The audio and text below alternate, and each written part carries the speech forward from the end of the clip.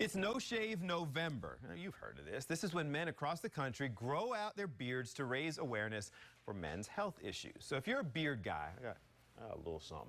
There's itching, flaking. If you're preparing to shave it off, that can mean razor bumps. So what do we do with this?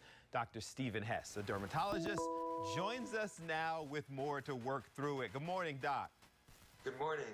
Appreciate you starting the morning with us. All right, what are some of the issues that men face while shaving? Help people to understand us. Well, there's a number of issues. When we shave, as you mentioned, you can get razor burn, you can get razor bumps, ingrown hairs.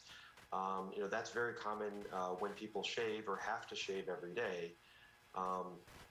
So then there's other issues associated with when you try to grow a beard or grow stubble in. Challenges. There's some challenges there as well. So, you have issues either way. We do see a lot of people this time of year for No Shave November who do try to grow stubble or grow a full beard. And there can be challenges associated with that. Now, a lot of times we're not, and maybe I'll speak for me, I don't want to judge you, but we're not great at the whole taking care of our face and the prep work and all of that stuff. So what can we do to kind of lower the risk for some of those things you were talking about? Well, in terms of shaving, a couple of tips I have. One is you want to make sure you use a good blade. Typically, it's one with 3 to 5 blades. You want to make sure you use a sharp new blade. The best time to shave is after taking a warm shower, and then you want to always shave with the grain using a high-quality shave gel or shave foam. So those are a couple things.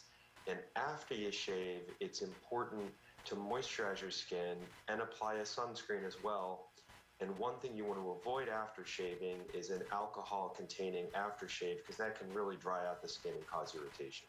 Is there a difference? I guess it's all about quality, but you talked about a specific blade and shaving in a certain direction. There are also like electric shavers that are made for the shower with shaving cream.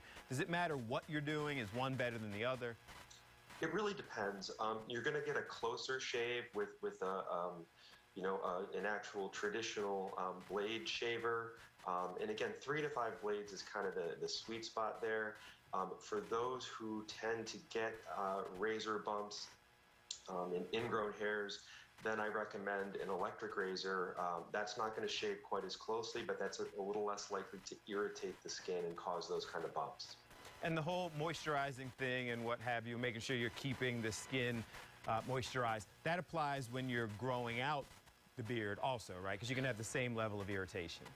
Absolutely. So if you're trying to grow out a beard, especially at the stubble stage, you definitely still want to use a good moisturizer for your skin, and you're still going to want to use a sunscreen with SPF because you can still get sunburn through stubble.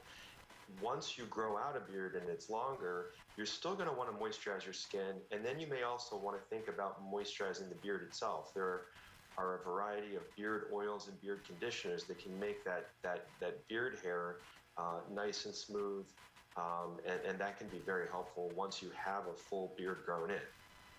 Doc, I am learning things. Essentially what I got from this is I got to be better. I got to invest a little bit more time and effort into my face. So I appreciate you sharing the information. Absolutely. Thanks for having me. Absolutely. You have a great one.